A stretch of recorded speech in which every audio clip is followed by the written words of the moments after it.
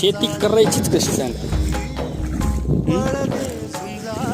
जर भाव दिला तर शेती, तुम्ही भावच नाही दिला तर आमच्या आईला गोडा लागणारच आहे शेतकऱ्याला.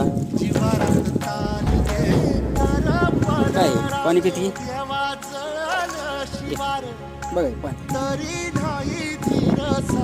काय होणार आहे. एवढं पाणी आहे शेतात, आय घालायचीच कशी शेतकऱ्यांनी.